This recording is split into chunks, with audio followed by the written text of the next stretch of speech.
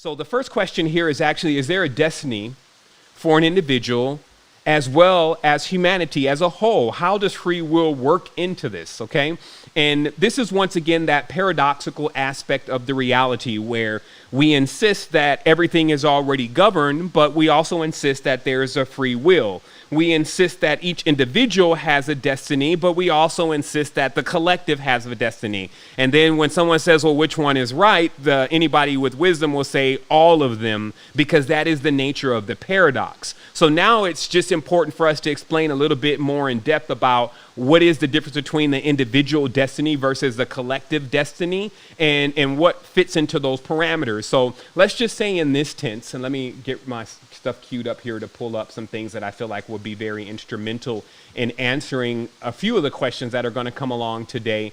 And actually what I'm pulling up, especially for just the listeners that will hear this in the future, is actually a page that is on the Secret Energy website and all of the stuff that we've been putting into this new site in order to actually give you the tools necessary to go forth. If you click on this right tab, you'll see that there is a tab called Cosmic Energy, and it leads to this page that we're looking at here. And what this page is, which we call the Cosmic Calendar, is about the energies that are coming across every single day. And we've discussed this before. We've discussed the importance of this. We actually do this pretty much every podcast, but it is so important because some have actually been looking for this knowledge for thousands of years. Others have been looking for it their entire life. Others are looking for it and don't even know that they're looking for it. And then others have it and don't actually know the value of it, meaning that they know how to get to this page, get to this information, but they don't see how it's relevant and important to their lives. But in my experience, it actually is very important, and it means quite a bit to our growth and our awareness of not only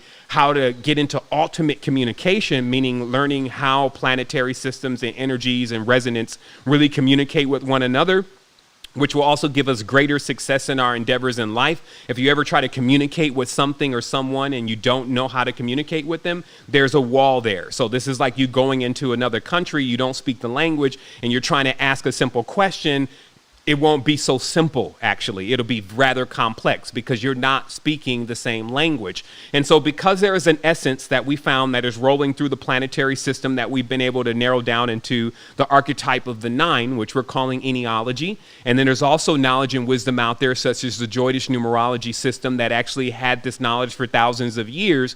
We're now bringing that knowledge forth because it has always been our goal to actually search for universalism, something that we can actually use as unifying components. And despite there's no one size fits all for everyone, we actually found that when you blow that number up to 9, that you miss no one, meaning that everyone fits into these archetypical aspects of the creation. Now, we've been doing some deep diving into this in ambassador training so those who want to know more about it and even get more information than what is presented on the site thus far, because we're still integrating enealogy, then you can actually enjoy ambassador training and learn more about yourself today. So what this is about is this is about that, because the question is in relation to this destiny or individual destiny. How this works is, let's say, for instance, today is Sunday. Now, I can actually begin based on just these. Let me see, what are the words that I'm looking for? So based on these criteria that I'm showing here, I can actually blow this out into about 1,000 different criteria, meaning that if I have colors, I can now start ascribing even certain plants to this energy. If I have metals and I know the molecular makeup of that metal, I can actually begin to see what metals are more harmonious. And then also, if I have the metal, I can test the vibration, so I can actually see what kind of vibration is more harmonious. If I have the gem or the spectrum of color, then I can actually see the range of the frequencies that are being worked with, gamma rays, and et cetera. And if I have the herbs, then I can also learn how to dial into the space, because I can actually meditate using those herbs and actually see what those herbs reveal to me. And of course, if I have the planet, then I can actually drive it into an archetype, which is actually very important, especially since we're storytelling folk. meaning stories help us remember things that otherwise would be way too complex for us to remember it from each individual detail. So we create these stories, and each part of the story, if it's told correctly, matches up to the essence or the energy in which that archetype carries. I'm also telling you that any story that has ever been told that has been memorable, or like let's say in a movie that has been Grammy Award winning, etc., they always will include at least 7 to 9 of these archetypical planetary energies, because everyone will be triggered by those energies. Everyone will even be triggered internally because of the energies that they play within themselves, and also that they predominantly play in the reality. And then they'll feel like that there was something about that flick or that film that really resonated with them overall, and then they'll give it a thumbs up. And then of course, the further a person deviates from this, then the more the movie or the publication will suck, and others will downrate it and not feel like it actually connected with them. And that's really how it works. And that's the type of knowledge that we're talking about here. And of course, I have the chakra in many tenses. I have the territories. I have the direction. So with all of this, I'm building a world. And the interesting thing about this is that this is just one path. And we know that after every path, just like a sequence, another path starts. So when we're saying destiny, what we're really saying is that if you're on this path, the destinies of these particular energies would apply to you. Okay, that's what's being said by destiny. Okay, and then when we say collective destiny, what we're saying is that when you're adding all of this together, and then you come up with a summation, or like, let's say, for instance, when you add all these numbers together, these are the days of the week, 1, 2, 9, 5, 3, 6, 8, you get 34. 3 plus 4 is 7, and that gives us 7 days of the week. So this means that the matrix that we're in right now predominantly exists with these energies working as a synthesis. So the destinies of these energies, when they're all collected together, actually becomes the collective destiny. But here's what we figure out about destiny and why it has tiny at the beginning of it. And that's because it's just a small part of your existence. That destiny is in itself just a small aspect of the creation, because there's truly no end. And destiny seems to hint like that's going to be the end. We take that word as meaning that way. It's your destiny, meaning this is what you're supposed to do in conclusion, and that's going to be it for you. And that's, again, a gross interpretation of the word. Destiny is just referring to a path or a sequence that you will follow because you're under the influence of certain things.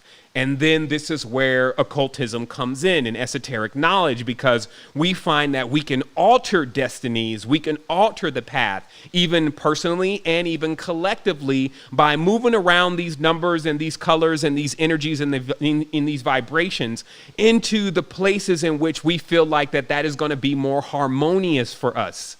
So we have two aspects of what's going on here. We have a destiny where if a person doesn't know their destiny, they kind of go into it anyway because it's like running on autopilot. And then we have these adepts that basically understand all of these components from the experience that they have in their lives, and of course occult knowledge that has been written by other adepts. And then what they're capable of doing is shifting the vibrations and energies in order to actually benefit from the futures that they would like to benefit from. Also, one of the primary uses of such knowledge is when you're already aware of what's going to happen, and you're not just sitting in the neophyte cockiness of that you can control every single thing. What you really would do is actually prepare yourself for what's going to happen and actually put yourself to where it'd be some type of balance or benefit for you. Okay, so for instance, when I already was seeing the signs that the power check was coming, instead of looking at others and looking external, I looked at myself and said, do you need to be power checked? Do you need to compress, this tower that you have built to get ready to get it prepared for next year? And sure enough, when I looked into my own house, I found that I needed to bring some of the energy down. I needed to actually compress that energy. I needed to change certain things about my intellect, certain things about what I felt like I believed, certain things about even my diet, and very hardcore components that I exist with that I felt like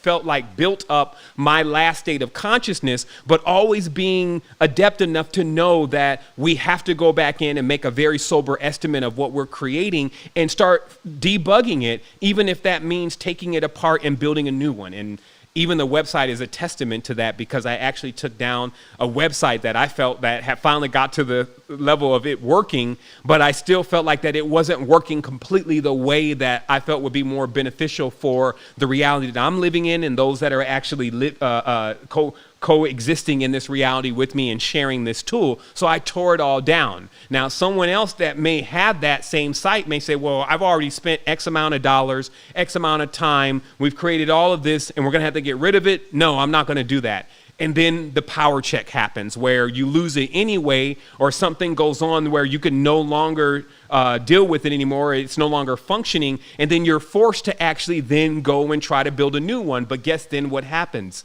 You get out of sync.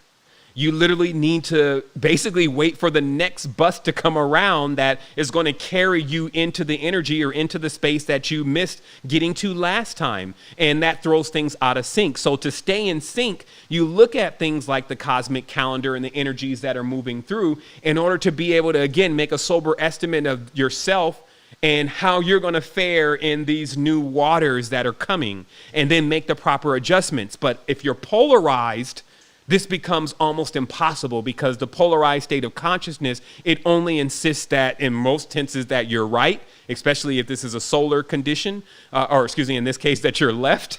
And if this is a solar condition and that you know everything that's going on, there's no reason to make any details. And it's all about me, and I. And that's pretty much what the state the person is in before they get hit. And so this is the answer to that question about the difference between a destiny versus a collective destiny, and how free will comes into this. Because obviously free will comes into this because you have these choices. And those choices don't just break down to whether you're going to eat cornflakes or bacon this morning. These choices actually break down to the colors that you're wearing. They break down to the people that you're having in your environment and what they're resonating. They break down to all the things that you see on these charts of correspondences, and then also the things that are not here on the charts of correspondences that correlate with the things that are being presented. And that is your free will, which is your free will to choose what part of the wheel you want to turn things into. So look at it in itself. It's a wheel, just like on a steering wheel. So your wheel is not so much as being able to do just anything that you want, because you can do that. That's what do what thou wilt is the whole of the law means. You could do anything you want,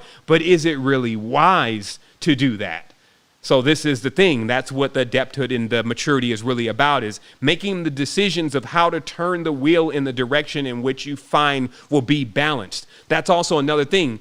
The I-ness can often tell you, well, this is what I want to experience. But if it's not the time or the place or the energy to experience that, and you force yourself into it, you're going to be polarized. So instead of asking yourself what it is it that you would rather experience and that you would rather prefer, it's easier to ask yourself, how am I going to come into balance? Because when balance happens for you, anytime a pole shift is occurring for everyone else, it's not occurring for you. You're actually benefiting from the shifts that are taking place. So I trust that that should be very clear.